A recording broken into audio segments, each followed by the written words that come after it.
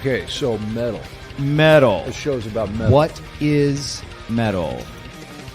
We're going to spread the hidden value in music. We're going to proselytize. We're going to get the word out there. We are. That's important.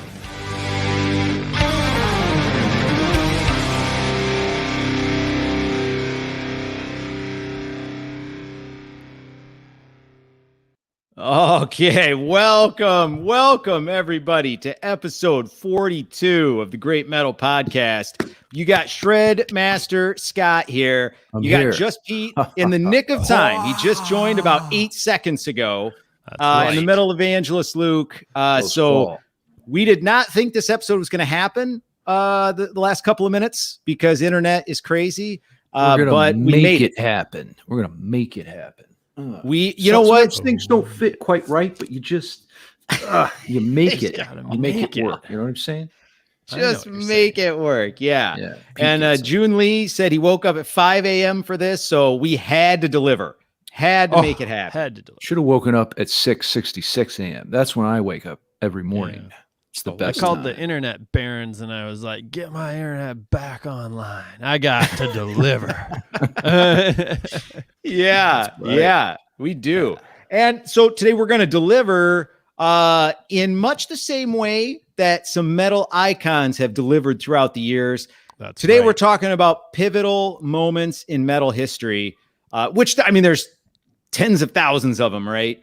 But there are some ones that we picked out that we want to talk about. We found some great archival footage of.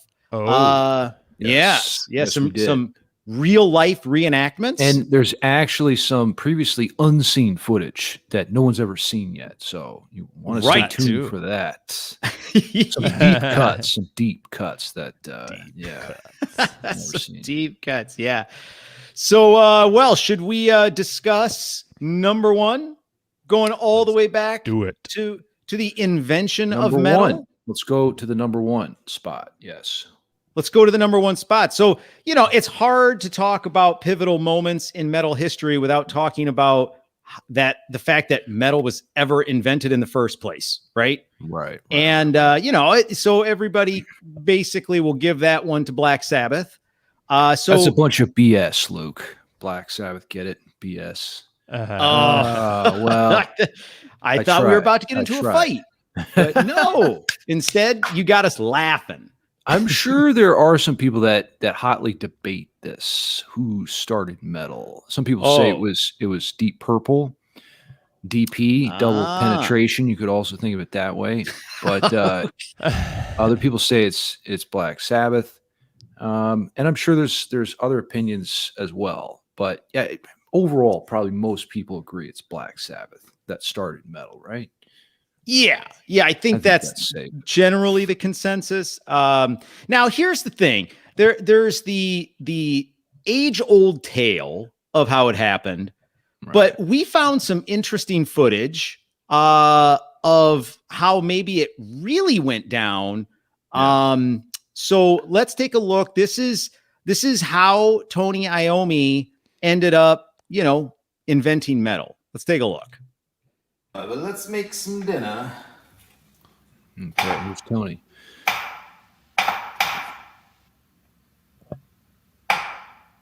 Oh, yeah. You can see the idea forming.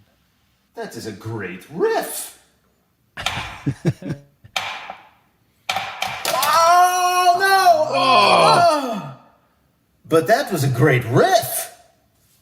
Cutting board accidents.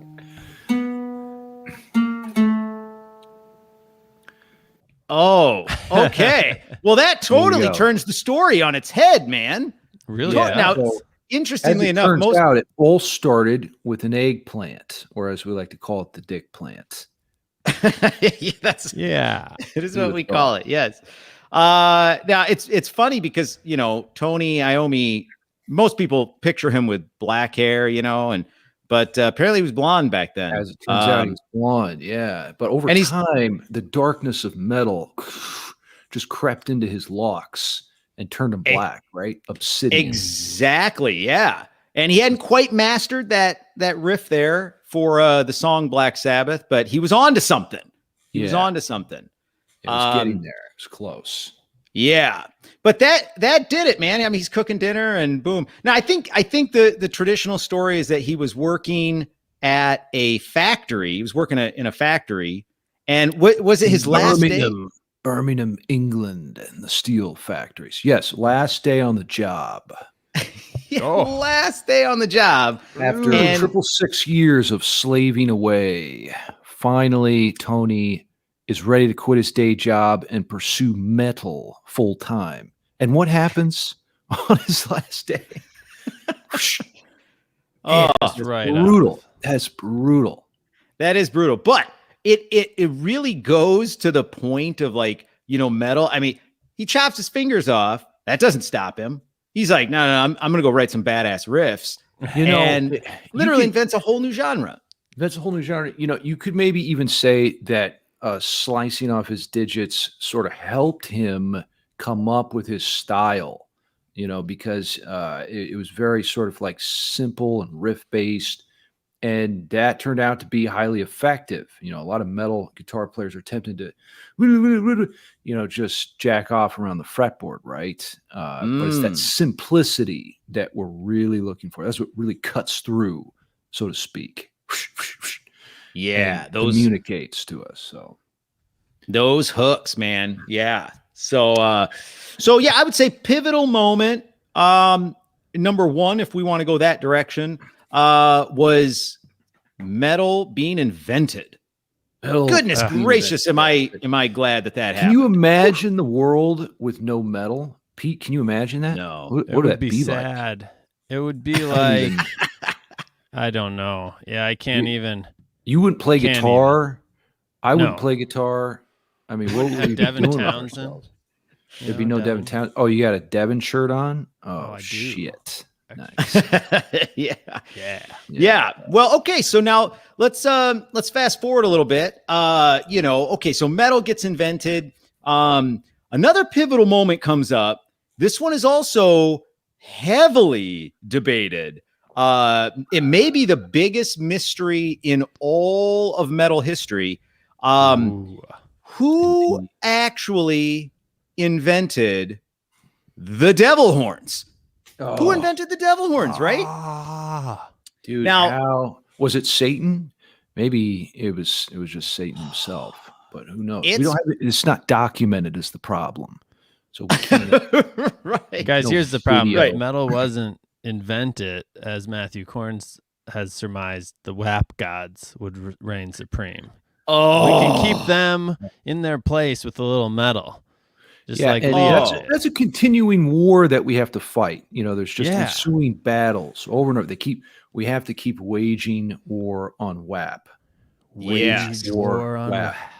Yes, the triple W's in there. Well, now, so here's the official story. We've got a couple clips here of, because a lot of people have always heard and said, "Oh, Ronnie James Dio invented the devil horns," right? And he's on record saying, not necessarily that he invented it, but he's the one that made it fashionable, I think was his term. Yeah. But then you got, Gene Simmons out there. Gene Simmons tried to patent the hand gesture. A bold thing. It didn't go very far, but he tried. So anyway, here's a couple clips of the official story of the devil horns. Let's get to the real story. Just remember, people think this means something other than what it really is. If you'd all join us, we'll tell you what it means. It means long live rock and roll. Put him up! All right. Yeah! One of the things Ronnie is known for is inventing the devil horns, the most enduring symbol of heavy metal culture.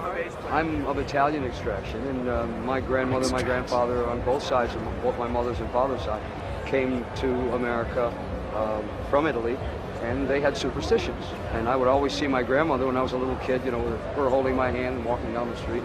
She would see someone and go, "What's that?" What? And eventually learned that it was called the Maloik. And the Maloik was, someone was giving us the evil eye, so she's giving it protection against the evil eye. Or you can give someone the evil eye too. Horn Sub Rocks, hornsubRocks.com. I invented that. I know. Just talk.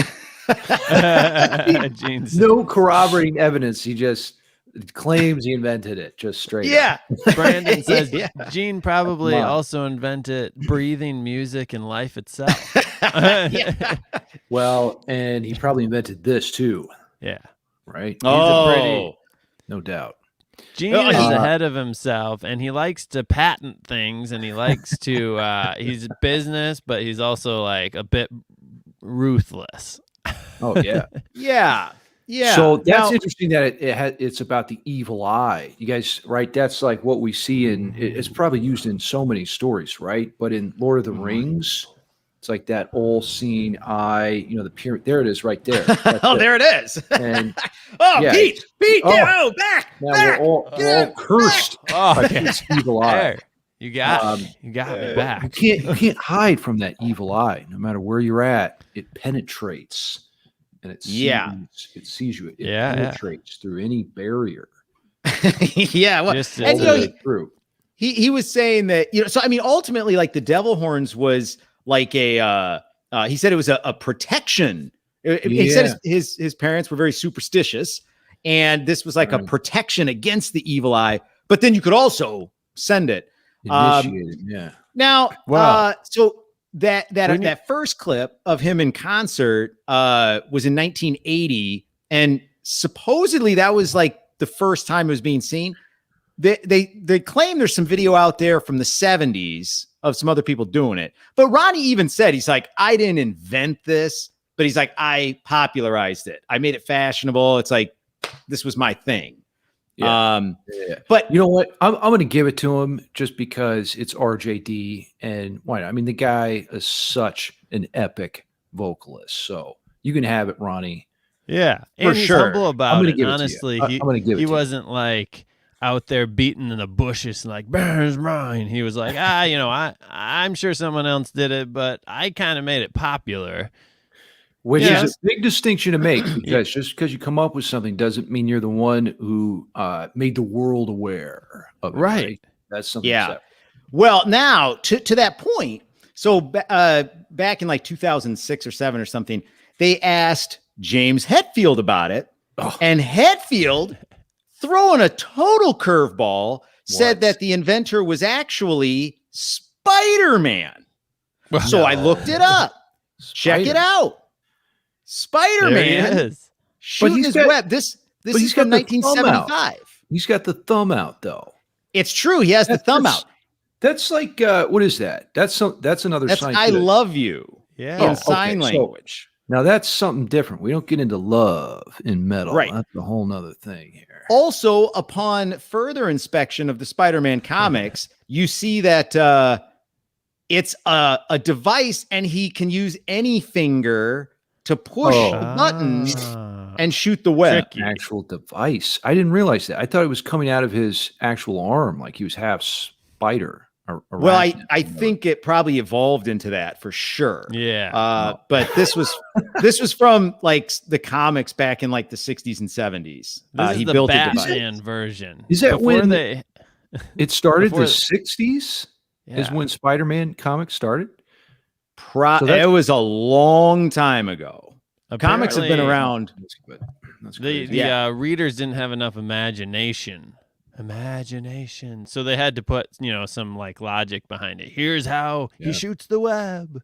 Yeah. So now Spider-Man, we're just like, there's a guy mutated shoots. Yeah. Probably. Of course. Spider-Man first appeared in 1962.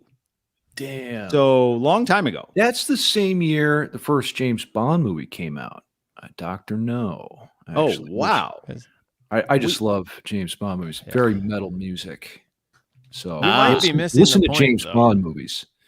As some of the viewers pointed out, what the real thing that we should learn from this is that Spider-Man invented metal.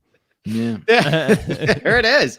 Yes, clearly. Well, so that's all well and good. However, once again, we found some archival footage of how the devil horns were really invented. Let's check that out. Oh, just dude. Dick Planet. Hey, kid, how many fingers am I holding up? 4. How many am I holding up now? Satan? Oh, hell yeah. That's it. There it is. That's what really happened. Yeah. That is clearly what really happened. There's 1970s metalhead out for a stroll, gets knocked out by an eggplant. Accidentally and Ronnie's trying to help him out. His torpedo plant at the dude's head. That happens. This weighs, you wouldn't necessarily think it, but it's very heavy. So it gets you in the head. It takes you out. That's it. Yeah. Torpedo. Yeah. So, anyway, I mean, that really is a pivotal moment in metal history because I'm not sure, aside from maybe the pentagram, there really is nothing more visually iconic than the devil horns, right? I mean, that's just what you do at a metal concert, you headbang with the devil horns up there. Dude, we should do a whole show on that, the pentagram, because there's actually a ton of meaning behind that I wouldn't mind doing more research into. But, it gets like the bad rep for just being whatever, satanic, but it goes way deeper. And every point like symbolizes something different, and it has all this rich pagan mythology behind it and whatnot. It's pretty cool stuff. Yeah, we've received that several times as a topic idea to do like the symbolism in metal. And that would be huge. Do a pentagram hand sign. We'd have to. You'd have to be talented. Yeah, I'm not talented. Beyond belief. Pete, I need more talent to do this. 5 points. Yeah. Can't figure it out. Yeah. Okay. So, incredibly important moment in metal history was the invention of the devil horns. Now, as part of the devil horn, thing, it's got the word devil in it and all this kind of stuff. Ooh. And in the early 80s, the pentagram was starting to pick up some steam, all this kind of stuff.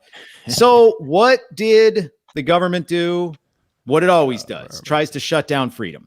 So we have this huge controversy brewing in the 80s about, censoring music, particularly censoring metal. Rap was also thrown in there as well, but metal was the big one. And so getting accused of like people committing suicide. They were listening to kids were listening to some of these metal tracks, and then people extrapolated. Tipper Gore, was saying like these metal bands are causing kids to commit suicide and do horrible things. If you want to talk about Tipper Gore, I got stuff on that. I don't know if that's where it's just the tip of the iceberg. It's just the tip of the iceberg here. But Pete's got the whole iceberg. I got the whole scoop. 1985. There was a day, and it was a pivotal moment in history. Here, let me just give you a sneak peek here. D. Snyder, here he comes. Mr. Snyder walking in. Look at him strolling into this Senate hearing. Balls of steel, man. Oh, now he was 30 years old when he did this. 30 years old. Walks into a Senate hearing, takes off his cutoff jacket. I love this. Pulls his notes out of his back pocket, folded up. His tight jeans. Okay, so that's the lead in, right? So now we got this big bushy hair metal guy. Now his band, Twisted Sister, is the only group that was called out on the Dirty 50, I think is what the PMRC, the Parent Music 50. Right or whatever rights or whatever. He was called out, and he's the only one that showed up at the hearing to present. There were I think Frank Zappa maybe and someone else came, but they weren't actually on the list. They just came to fight for anti-censorship, but they weren't being called out. So D felt, a bit called out by this, and he was like, nah, bro, that's not cool. So he went on the offensive, and it came out. Here he is. Well, it's interesting. He said, this isn't even a proper use of the Senate because no legislation is being considered, and it's a waste of government money to be talking about this because the PMRC the only reason they got a chance to talk at a Senate hearing is because Tipper Gore was married to Al Gore, and it was kind of like a little favorship here. Yeah. Hey, they were Pete, negotiating what's the with the PMRC? RIAA. It's the Parent Music.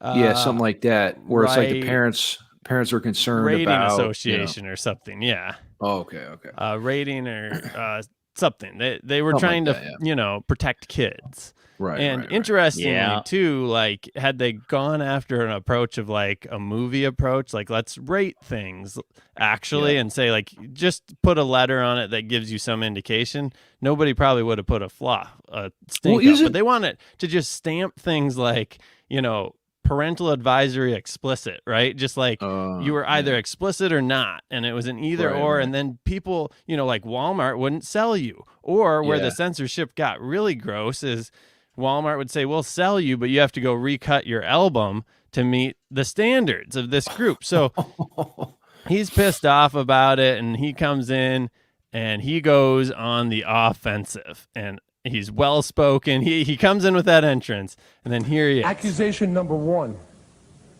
This attack was contained in an article written by Tipper Gore, which was given the form of a full page in my hometown newspaper on Long Island. In this article, Ms. Gore claimed that one of my songs, Under the Blade, had lyrics encouraging sadomasochism, bondage, and rape. The lyrics she quoted have absolutely nothing to do with these topics. Look at that hair. On the contrary, the words in question are about surgery and the fear that it instills in people. Furthermore, the reader of this article is led to believe that the 3 lines she quotes go together in the song, when, as you can see from reading the lyrics, the first 2 lines she cites are an edited phrase from the 2nd verse, and the 3rd line is a misquote of a line from the chorus. That the writer could misquote me is curious, since we make it a point to print all our lyrics on the inner sleeve of every album. As the creator of Under the Blade, I can say categorically that the only sadomasochism, bondage, and rape in this song is in the mind of Ms. Gore. Good. Nails. That's a TKO on Tipper right there. TKO. TKO. Yes. Now, I want to say he hit her one more time in this bit when Al Gore is actually questioning him, and here's what he's got to say. Songs allow a person to put their own imagination, experiences, and dreams into the lyrics. People can interpret it many ways. Ms. Gore was looking for sadomasochism and bondage, and she found it. Someone looking for surgical references would have found it as well. There's That's Al. a good point. He's like, I should have kept the bit of he's just like, yes. And then he like looks down and like goes on to his next bit. It's true though, lyrics are kind of subjective depending on the listener, right? We interpret things based on our own experience and the way we see the world. So it says something about you, if you're interpreting things in a sort of malevolent, malicious way, Tipper.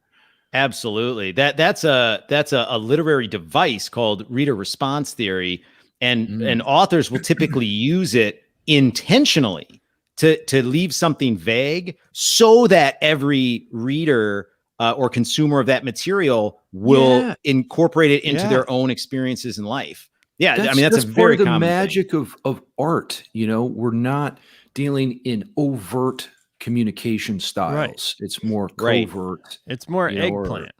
It's more eggplant, less dick. It's get it out there. I don't think I could fit this thing in my mouth, by the way. They asked Dee Snider, a guy put it when he came out of the Senate, he said, "How do you feel?" A reporter said, and he said, "Dirty." Like to this day, he insists the PMRC hearing was an illegal media circus that strived to make musicians look like irresponsible fools and failed. That was from a Yahoo article, just quoting the source there. But basically, I think that D is, he's out there trying to say that protect the First Amendment right? We're back there. Let's not censor people. So I do have a clip of him protecting our First Amendment right here as well. What? Oh, no. Censored guitar. Don't worry. I'm Mr. D. Snider. I got this. Get rid of that censorship. Dude, the G string was censored right there. You can't censor G strings. Listen, No. We need to see that. Look, bottom line here is, I mean, if you don't like something, don't consume it. And to try to shut down other voices, try to shut down an art form or whatever, it's just crazy. I am so glad. Now, the two other people did testify. John Denver was one of them. Yes. And I don't remember who the other one was. It was another John Denver. Wow, that's crazy. Maybe Zappa was the other guy. Yeah. But I don't know if Zappa testified, but he did a lot of interviews on this. He went on like CNN and a bunch of other outlets and was just denigrating, the PMRC or whatever. Yeah. He was very against it. And I remember reading an article from D. Snyder, and he was like, man, I was so worried what John Denver was going to say, because he's like, Denver is like this. Yeah. He's like, he's this not controversial guy. And he's like, man, if he gets up there and says, yes, we should put a ban on some of this rock music, he's like, it's going to kill my whole argument. But he did. Denver got up there and was like, you can't censor stuff. I think there's actually a deep cut that talks about, there's the song, We're Not Going to Take It. Yeah. There is a deep cut that many people I don't think are aware of that is about actually taking it. And D. Snyder, I think, wrote that track based on his experience with the Senate here in Tipper Gore. I don't know if you have that clip, Luke, but I do. Let's check it out. Twisted Sister.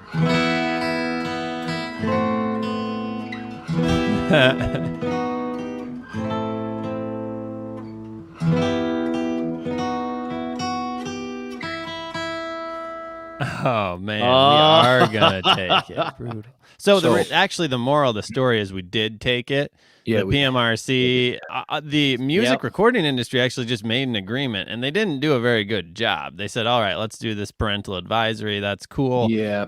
And then this did affect effectively censorship, because the thought was to make parents aware, but what happened is then big companies said, well, we're not going to sell explicit material, so then people had to censor their material to get sold in like a Walmart or a big box store, and record labels were pushing bands to censor because they want to sell more, and if Walmart's not going to sell it, what ends up happening with this stuff? It's like when we try to please everyone, we end up pleasing no one. It just becomes a big mess. It's like, like Luke was saying earlier, if you don't like it, don't consume it.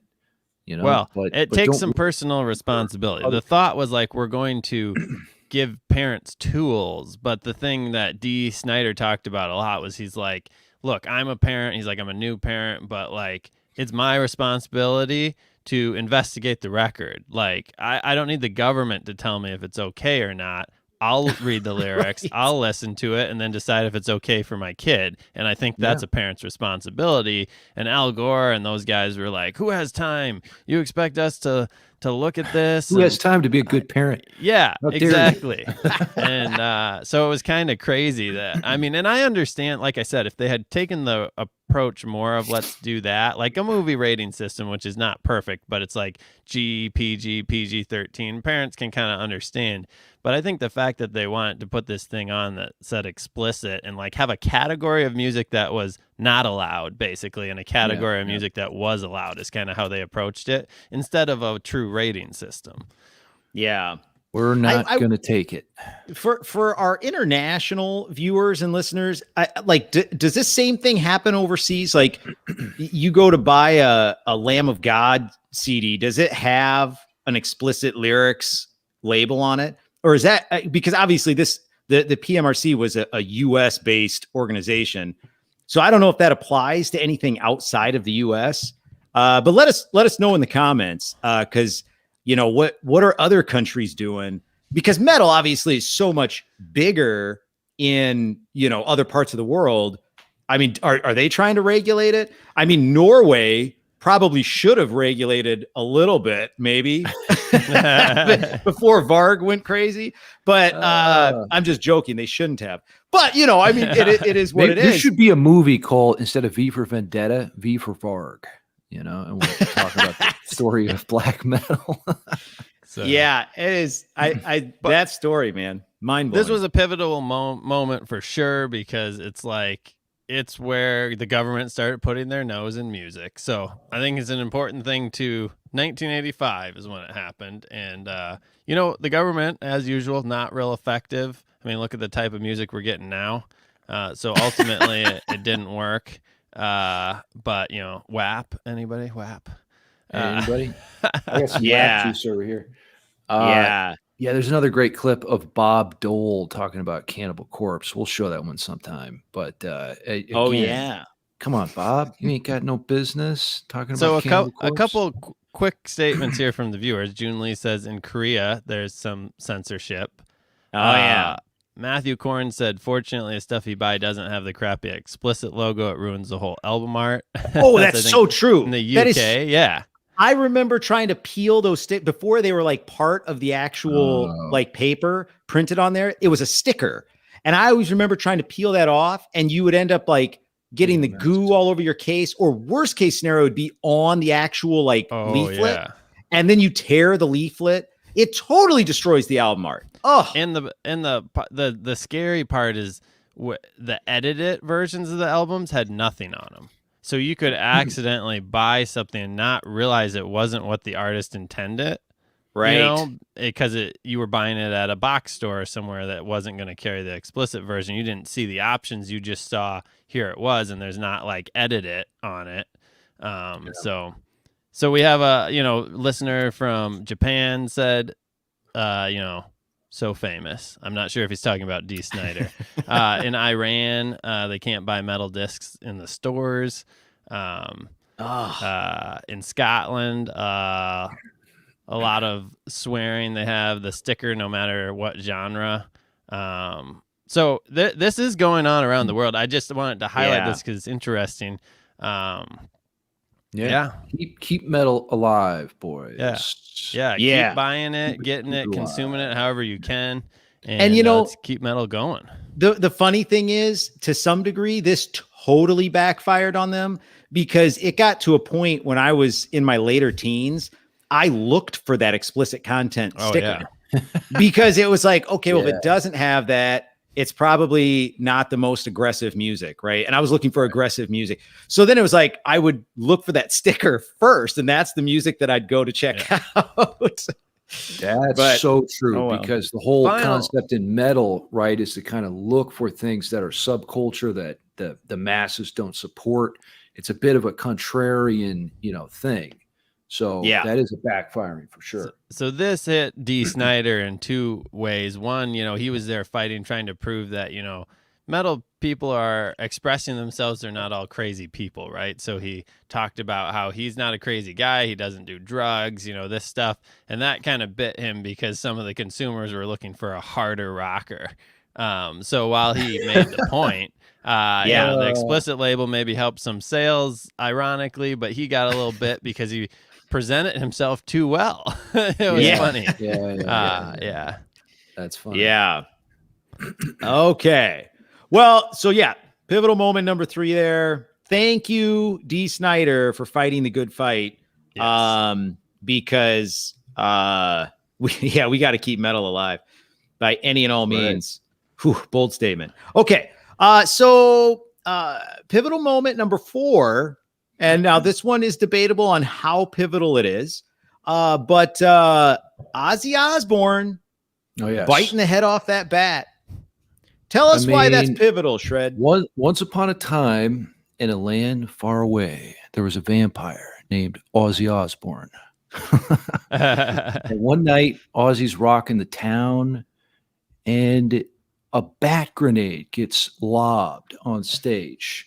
Classic. Now, as was customary, Ozzy, would take these implements that people would hurl on the stage, and he would decapitate them like a guillotine vampire, right? So Ozzy sees this bat come on stage, picks it up, and then, like I said, like a vampire guillotine, takes it right off. And here's the clincher. Like, Ozzy didn't realize that this was an actual bat. There's this 17-year-old kid who brought it in like a bag. It was like dead for a week or some shit. And so he launches this dead bat on stage, and Ozzy's thinking, oh, it's just another like toy, because people would, launch things on the stage all the time, and then he would throw them back. It was kind of like this, little conversation they were having. Bras and panties, Ozzy, maybe? Yeah, bras and panties, with the little dirt stain in them, whatever. Ozzy would just put it in his mouth, no matter what. It didn't matter. So here it goes down the hatch. And Ozzy said, he's like, as soon as I bit into it, I felt like that vampire juice leak out, and the blood and the guts and the gore. And he's like, that's when I knew I had done something terribly wrong. So I don't know if like he finished the show. I've never read up on that, or if there's any information about that. I mean, I would think like you do that and you're like, okay, we got to get to the hospital like ASAP for my tetanus shot. But what he probably did was just like rock the rest of the show and then went to it. But Ozzy actually has a long history of doing this, like the decapitation. There was he had a meeting with CBS Records because they were going to get signed to CBS. And so he brings these two doves as like, this peace sign. Hey, we're going to team up. Things are going to be great. We're going to conquer the world. I'm going to make great music for you guys. But as it turns out, there's one PR executive there that pissed him off. A PR guy pissed him off. And so Ozzy was like, you know what? I'm going to get drunk. And then, so he like did a bunch of shots, and then he takes the dove and bites the head off in front of the PR executive. And then like he takes another dove and decapitates that one and spits the head out on the table. And at that point, everybody's like, that's it. This meeting's over. We're done. Don't get the record contract, Ozzy. You're fired. But then like, I forget what the time period was, but it wasn't long. It was like maybe a week or two later. And one of Ozzy's tracks were doing like really good at this time on the radio. They're getting a lot of radio airplay. So CBS is like, you know what? That thing, that foul play with the doves that happened in the meeting. Play. Yeah, FOWL. Like, don't worry about that. Let's just go ahead and sign on the dotted line. It's all good, bro. So there you go. Maybe we should all start decapitating things. And I was going to decapitate the steak tonight, but there's the moral of that story. The showmanship in metal, right? Maybe this is the key here. Going over the top, right? That's why this is remembered. And metal does that. Yeah. It goes over the top, pushes the limits. I first of all, A+ on Shred's ASMR telling of that story of Ozzy biting the head off a bat.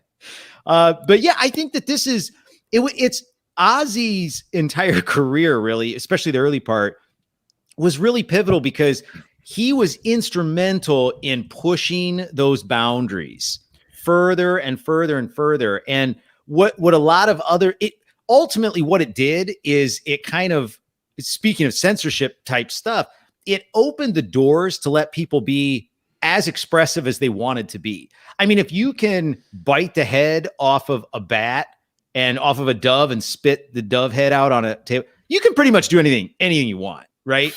And so I'm not saying there aren't lines that shouldn't be crossed, but what it did is it really it opened up the freedom of expression in the metal community. Yeah, and you can see the repercussions of that, as you're saying, Luke, trickle down the line. Eventually we get to the 90s and Marilyn Manson and Shock Rock and Rob Zombie. And those guys took it, even further, maybe too far. I think there is such thing as a line, but then again, art is about, like you're saying, this free expression, and you don't get to the good stuff unless you feel like you can just, without judgment, get your ideas out. So that's important too. Yeah, I think June Lee hit it. Murder is the exception, and I would say when you that was murder. Ozzy was doing murder in a when sense, you hurt physically or attacking others, that is a line to stop. That's where you know where to stop. Yeah. No question. Varg crossed the line. Yeah, I mean, he just did. Express yourself. Don't express it on others with knives. But you could say Ozzy was given the bird, to those indeed. things. Which, yeah, I don't know. I mean, yeah, he had to do tetanus shots for, I guess, months and months after that. Oh, I bet. Yeah, and tetanus shots are no fun. The needles are like, roughly this thick. So think about that going in. Oh man, serious shots. Oh yeah. Well, so no, we're all appreciative of Ozzy. Pivotal moment in metal history for sure. So okay, we're gonna fast forward a little bit here. Yes. So in time, so that was all 90 or 80s stuff, really.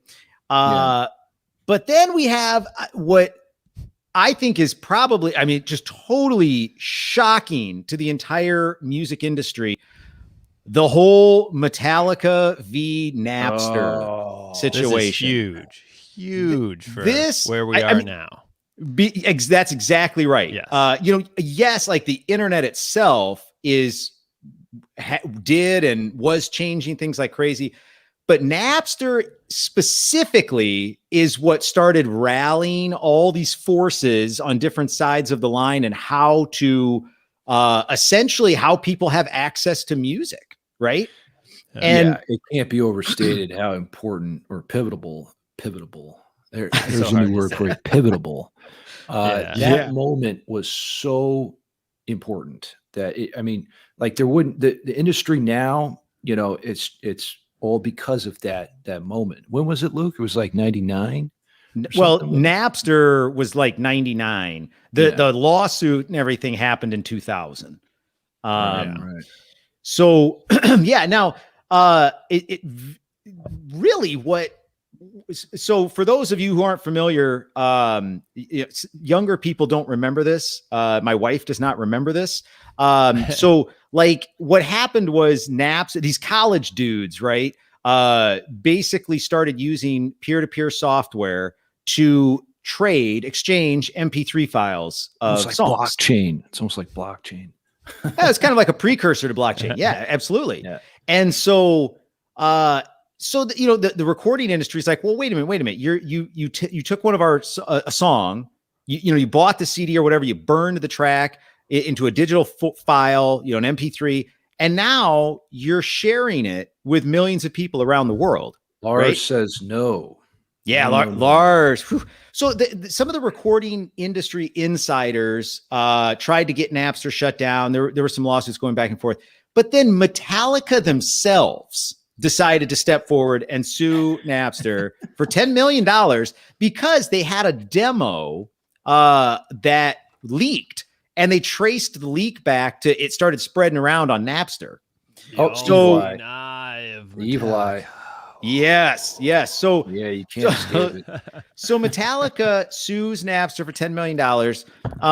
And this right here is basically this archival footage we found. This is basically how the trial went. So like I was saying, Your Honor, we just worked really hard to create content, and we're just saying that we don't want people to give it away for free. I love your music, and I just want other people to hear it. We want people to hear it too, but we need to make a living. How many Lamborghinis do you own? 6. I mean, wait. Look, how about you buy us for $100 million and then you can do whatever you want? Deal. Oh, hell no.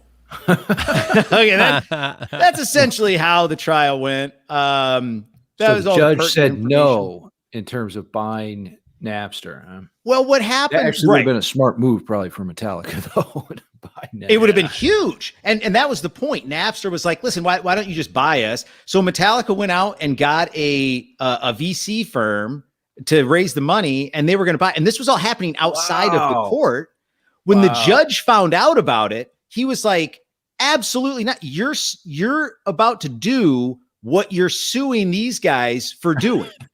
So you absolutely cannot buy Napster and just do your own thing with it. That would have been insane, though, if Metallica bought Napster. They would be like, I mean, they're already the biggest metal band in the world, but that would have taken them, to a completely different level.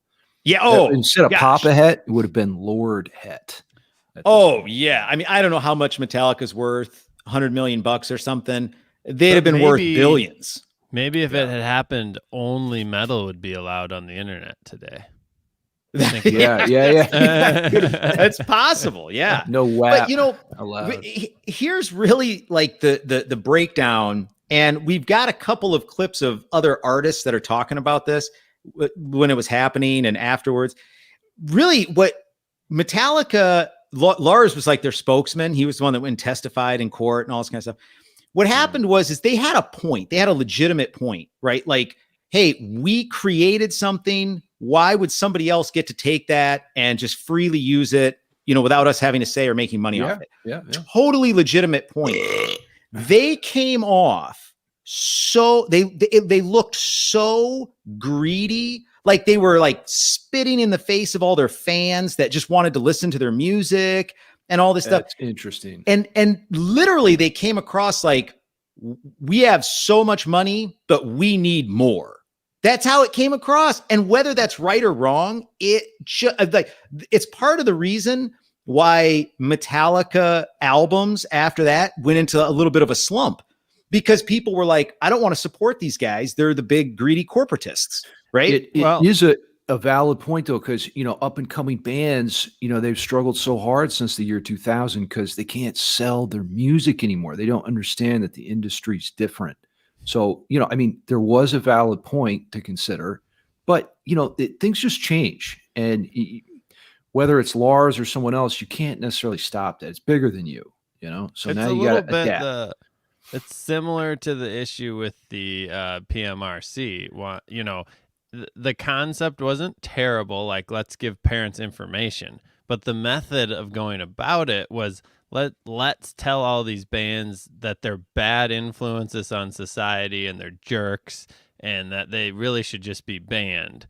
But because we can't completely ban them, actually that was the first goal, was to like ban this music, but they're like, right. First Amendment, we're going to get screwed on that. So, right. But they came at it hard. It's your point. Like, it's not a good way to get your opinion across. Yeah. Well, and again, it's like, right. I mean, what would have made a lot more sense is to engage in it, which is ultimately what happened, right? Now you have Spotify and Pandora. They figured out a way to engage in this new technology where, the artists have a way of getting their music out to even more people. They get paid for it, and it very little. You get paid very little by Spotify. So right now we're at a new problem because those streaming services that opened up access have now become the new record labels. They're the gatekeepers of the cash, right? Right. That's right. And but ultimately, who ended up really getting hurt was the consumer, right? Because all of a sudden it's like, I remember finding all kinds of new metal bands on LimeWire and Napster because it was a way of like finding stuff that other people were listening to. And when I found band like November's Doom is a band I found on LimeWire, I probably would never have come across November's Doom, or not for a very long time. But I downloaded a song off LimeWire and I was like, these guys are awesome. I went out and bought their album, right? I mean, because metalheads tend to support the music and their favorite artists and bands by buying their stuff. And so ultimately it could have been a huge win-win for a lot of the metal artists. But freaking Lars came down too hard on the whole thing. So now years later, 2009, Lars was asked about it and he changed his tune a little bit. Here's a clip of him. Lars, most of the fans were meeting around the world. The only way they can get music is by downloading it on the internet. How do you feel about that? I think it's a great thing, yeah. I think it's great. I mean, obviously it's the way to share this stuff, and I think it's awesome. I think that we were somewhat flabbergasted at some early internet things that were going on a few years ago, but we're at peace with that, and we just championed it like everybody else. What the internet has done, which is a great thing of bringing everything, and making everything available and global and so on. I mean, it's just awesome. Yeah, and to Metallica's credit, they don't block whenever we use their content. They don't even. I don't even think they monetize off of it. Right. So no, that's what I'm saying. Like they caught the vision, right? And because at first I think it was like, holy shit, this new technology, we're going to go broke, because we're literally getting stolen from all of our art. And once they saw the power behind it. Right. Yeah. And now there's new ways to monetize, through brand and, a lot of things. And the legacy is the biggest thing that you miss out on if you're not playing the internet game. That's modern now, right? Yeah. Like who's going to learn about, these older bands that just block whenever you use their content? They're going to be lost in time, to the new generation. Right. Because how are they going to get a hold of it? They're just not, because it's not going to be in front of them. So think about, the legacy too. So, who's thinking about legacy is Bruce Dickinson from Iron Maiden. So I got a clip here. Now this was recorded at a concert, and there's no video to it. It's just some pictures, but you can hear what he says, and he's addressing the downloading and spreading of music. Here's what he says. Download anything out there? Who said that? You don't, do you? Don't you know it's very naughty to download things off the internet? Metallica don't like it. Because if you want to tape record the next song, which is a new song that we're going to play for you tonight, if you want to tape record this next song, and put it on the internet and MP3 it, send it to all your friends, it's okay.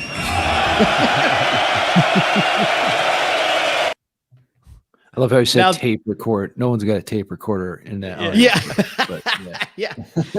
But I mean, and you saw this there was a line in the whole Napster controversy. There were bands that were like, oh my gosh, this is theft. Our career is in jeopardy. And then there were the bands that were like, hey, my passion for the art, I want it out there, whether I make any money off of it or not. So you saw that bands like Tool and Radiohead, Radiohead put out that album and they're like free, right? It's free. You pay whatever you want.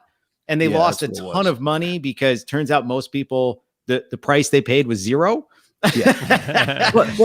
But it's about monetizing in different ways now. That's the thing to emphasize. You can still make money. Like if you're thinking about starting a band and you're watching this, you can still do it.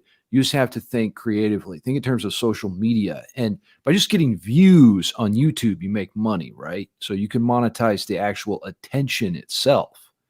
Yeah. So you just have to get out of the box of thinking, okay, we can just sell this physical product that's a CD that nobody even some people still listen to CDs, but it's about thinking about what's modern, back what's coming to vinyl next, now. Future. We're back to vinyl now. So tune in for Vinyl Wednesday. It's true. Vinyl Wednesday.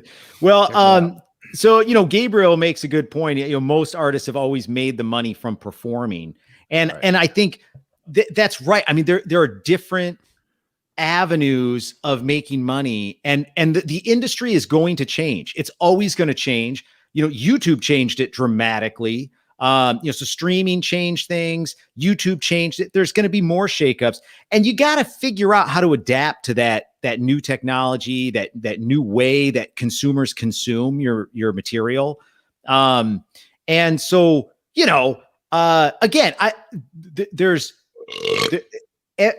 artists need to be able to make money off of their art. They have to. And we need to support them in that endeavor. At the same time, it's like, ultimately, I think what really left a bad taste in a lot of people's mouths was streaming, when it first started, opened the floodgates for thousands and thousands of new undiscovered artists to get their music out there. Prior to that, they had to go to a record label and say, hey, listen to my demo. And the record label, on 99.9% of them, said no. There was no way to get your music out there. Now you can. And it came across like, Lars was trying to shut the door on any new people coming in and up. And I'm sure that's not what his intention was. But that's a lot of the Metallica fans were like, why are they doing this? They don't need it. So, I mean, they're fighting over some pennies over here, but they're screwing over a hell of a lot of up and coming artists. And that's, oh, go ahead. Nope. I was just going to say, and the other thing I found frustrating as a consumer was I wanted to get the music, and sometimes it was the only way to get the music, especially more obscure stuff, right? Like like maybe you couldn't import it, you know? It was a different world. It was harder to get like this album from a band in Europe if they don't really sell in the US. Or I was like, I can't pay $150 to ship one album over here. Right. So then it'd be like, I would pay this artist $15, but I can't, you know, and if they come tour, I'll probably go see them, you know? So it was a way you felt like there was no legal way, right? At the time, there was no quote unquote legal method. So it was just like you said, you just wanted the music. You wanted to engage with the bands. You wanted it to be out there and enjoy it, you know? That's right. And, you know, today Patreon's a big one for supporting artists. You know, almost every artist I can think of has a Patreon. So if you somehow get their music for free, go support them on Patreon, you know, or whatever the methodology is, support the bands. At the same time, make the music as accessible as possible. Get it out there. And so anyway, pivotal moment in metal history. Number 5, Napster. Napster then ended throughout the whole thing. They ended up going bankrupt. They had to liquidate everything. But I think they came back like not even that long ago, 5-6 years ago or something. But Pandora and Spotify already had iTunes. The model has been implemented everywhere. Yeah. So they were like the first into the game, but then they got shut down or went out of business. And then they tried to come back in after some of the big dogs got in there, and I don't think they're doing much, but I could be wrong. Josh Moe says it best. Legacy of the Beast, Number of the Beast, you know, by Iron Maiden, but he's saying it's about the legacy of the Beast, which you know is true. That's the game we're playing here. Yeah, and Dickinson knows that. He wants to leave his musical. Dickinson knows about dicks. Okay. Dick implements. Yeah. All right. Well, so guys, there's about 487,000 other pivotal moments in metal history that we will certainly be talking about as we go forward. But let us know some of the pivotal moments in metal history that you guys think are super important. And any other comments down below. And it was a great hang. Loved having you guys here. Thanks for all the info. And until next week, the world ends with you. So make it metal.